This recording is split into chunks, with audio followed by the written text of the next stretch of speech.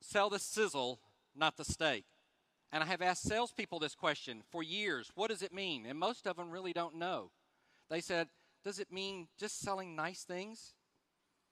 When you leave this morning, you will definitely know the difference between selling the sizzle and the steak, I can promise you. Let me give you an example of what I learned traveling in some of the foreign countries. I had the opportunity to go to some of the Eastern Bloc countries to train salespeople. And as I went over there, I walked away with a different understanding of what socialism is all about. You know, we hear that word thrown around a lot today in political campaigns. But socialism in the business world has a totally different meaning. Socialism. It means an overdemand and an undersupply. That's what it's boiled down to for thousands of years in these socialistic countries. Overdemand, undersupply. And they've enjoyed this economic climate for years until the last 20 years, when many of these Eastern Bloc countries have now become democracies. And they're now enjoying this thing called capitalism. They're now enjoying the fruits of understanding what we as Americans have enjoyed for years, the competitive nature of capitalism. And that's where the difference comes in selling the steak versus the sizzle. You see, in this country, we understand the sizzle a lot better than you think. A lot more than you can imagine. In one of these socialistic countries, if you want a hamburger, if any of you have been there years ago before they became democracies and capitalism set in, you had to wait in line sometimes as much as 30 to 40 minutes for even a simple hamburger.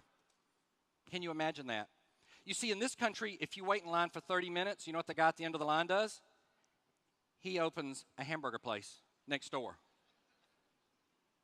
He steps up, and then if there's another line that forms for 15 or 20 minutes, another guy opens a one until we have what is formed called capitalism. And it equalizes the marketplace. And it makes us have to think different. You see, when I was working with clients in these countries, I understood very quickly we were going to have to think different, because while I was there for real estate, they were all building the same hamburger. And when I looked at one of the clients and said, we've got to build a square hamburger, they looked at me and said, no square hamburger. I said, yeah, we're going to build a square hamburger, because that's what it took for us to see things differently. You see, capitalism makes us think differently. And as Americans, that's what we do. We are the greatest salespeople and the greatest marketers on this planet. And I can assure you, you will know that before I leave here today. You see, when I started into these countries, everybody looked at me and they said, you're going to have a problem with the language, John. You're not going to be able to read some of the signs. You're not going to be able to communicate.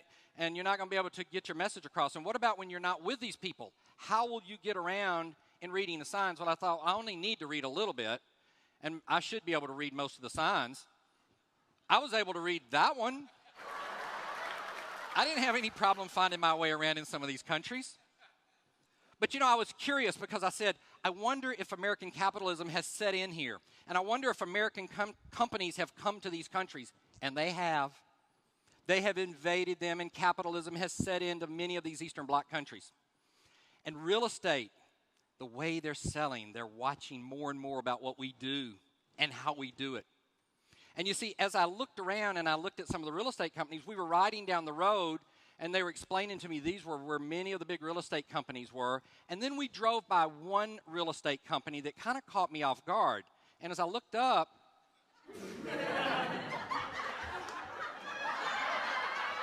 I said, is that a real estate company? And they said, yes, it is. And I said, well, what does that mean in your country? And the driver and my good friend looked at me and he says, well, in our country, it means something unexpected. And he says, how about in your country? I said, what a coincidence.